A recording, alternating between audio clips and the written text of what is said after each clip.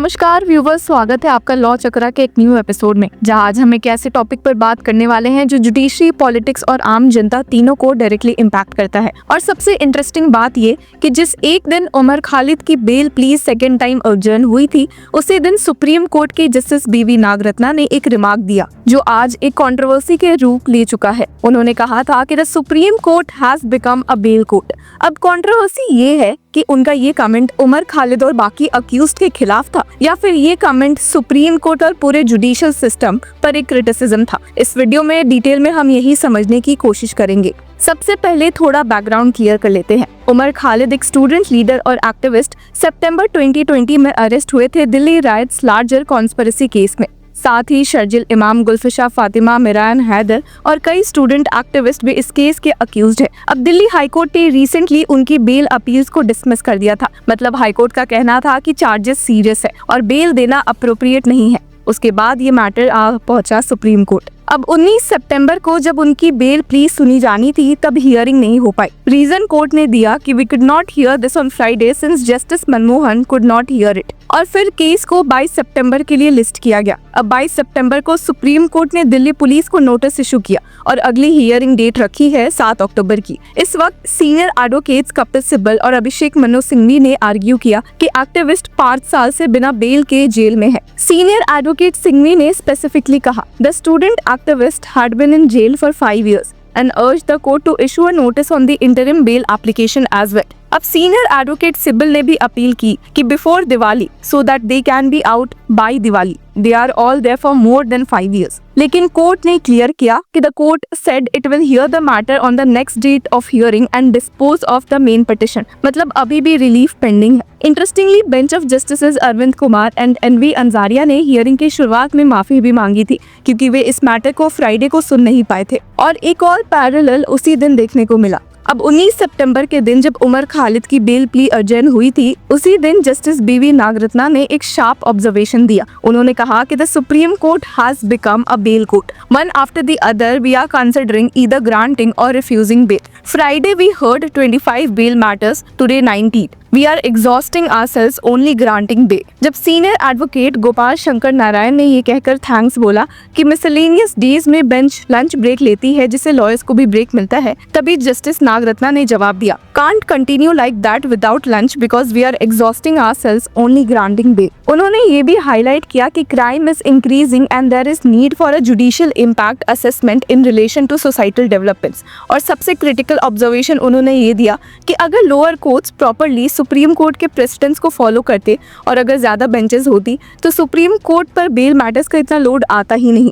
अब कंट्रोवर्सी यहीं से शुरू होती है। कुछ लोगों का कहना है कि जस्टिस नागरत्ना के रिमार्क्स इनडायरेक्टली उन्हीं अक्यूज्ड के खिलाफ थे जो बार बार बेल के लिए सुप्रीम कोर्ट तक आ जाते हैं। मतलब अक्यूज्ड ही ज्यादा केसेस ले रहे हैं और सुप्रीम कोर्ट का टाइम वेस्ट कर रहे हैं। लेकिन एक और इंटरप्रिटेशन है जो लोगों को काफी कन्विंसिंग लग रहा है कि उन्होंने एक्चुअली सिस्टम के फ्लॉज को पॉइंट आउट किया है। उनका कहना था कि by the time the matter comes here, time has also lapsed, the man is inside for a sufficient long time, the charge sheet would have been filed, investigation is over, charges would have been framed, the trial would have commenced, so accordingly we consider the case, but the thing is we are becoming a bail court. इसका मतलब उन्होंने directly highlight किया कि lower courts fearless होकर bell decisions ले, क्योंकि जब bell deny होती है नीचे बिना स्ट्रॉन्ग रीजनिंग के, तभी अक्यूज्ड को सुप्रीम कोर्ट तक आना पड़ता है और रिजल्ट ये होता है कि सुप्रीम कोर्ट का एक बड़ा हिस्सा बेल केसेस में ही कंज्यूम हो जाता है। इस डिस्कशन का एक फिलोसॉफिकल डायमेंशन भी है, right to liberty. Supreme court ने बार बार कहा है कि bail is the rule, jail is the exception,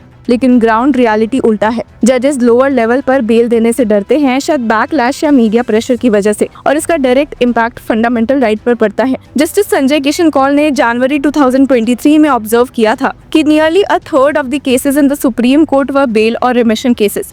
justice BR Gavai ने मार्च 2024 में कहा था, every Supreme Court bench hears at least 15 to 20 bail matters daily. मतलब सिस्टम में कुछ तो गड़बड़ है। जब इतनी बड़ी नंबर्स में बेल केसेस सुप्रीम कोर्ट तक आते हैं, इसका मतलब लोअर जुडिशरी अक्यूज्ड के राइट्स प्रोटेक्ट करने में फेल हो रही है। उमर खालिद का केस इस प्रॉब्लम का एक मिरर भी हो सकता है, जैसा कि लोग मान रहे हैं। 2020 में अरेस्ट और अब 2025 चल रहा है। ट्रायल अभी भी कंप्लीट नहीं हुआ, लेकिन अक्यूज्ड 5 साल से जेल में है। सिर्फ एक बार इंटरिम बेल मिला था, वो भी सिर्फ एक शादी अटेंड करने के लिए। तो क्या ये जस्टिस है? लोगों का सवाल है। जस्टिस नागरत्ना ने अपने रिमार्क में कहा भी था कि I never sat in the high court for bail at all, I had to learn the work after coming here. अब ये एक ऑनेस्ट कन्फेशन था कि उन्होंने खुद को अडाप्ट करना पड़ा क्योंकि इतने ज्यादा बेल मैटर्स सुप्रीम कोर्ट में आ रहे थे।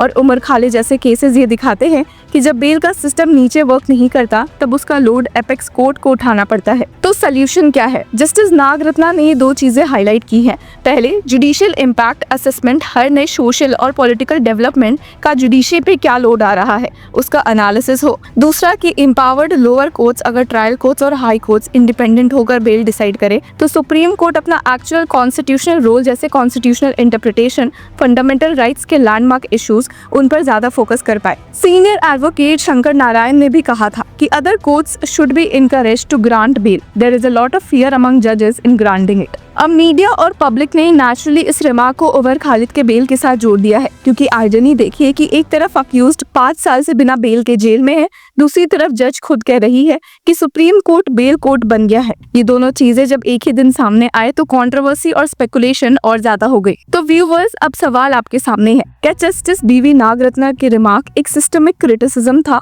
जिसमें उन्होंने हाईलाइट किया कि सुप्रीम कोर्ट का असली रोल कॉम्प्रोमाइज हो रहा है क्योंकि लोअर कोर्ट्स अपना काम सही से नहीं कर रहे, या फिर ये इनडायरेक्टली एक निंदा थी अक्यूज्ड के खिलाफ जो बार बार बेल एप्लीकेशन सुप्रीम कोर्ट तक ले आते हैं? कुछ लोग ज्यादा लीन कर रहे हैं कि उनका रिमार्क ज्यादा सिस्टमिक फ्लॉ की तरफ इशारा करता है और उमर खालिद का केस एक परफेक्ट एग्जाम्पल है इस फ्लॉ का। अब उमर खालिद के केस में लेटेस्ट अपडेट यही है कि नेक्स्ट हियरिंग 7 अक्टूबर को होने वाली है। तब डिसाइड होगा कि क्या उमर खालिद और बाकी एक्टिविस्ट को फाइनली रिलीफ मिलेगा या फिर एक और एडजर्नमेंट होगा। तो व्यूवर्स, आपको क्या लगता है? क्या जस्टिस नागरत्ना ने सिस्टम को क्रिटिसाइज किया था या इनडायरेक्टली अक्यूज को टारगेट किया था? अपनी राय हमें कमेंट सेक्शन में जरूर बताएं और तब तक के लिए कीप फॉलोइंग लॉ चक्रा।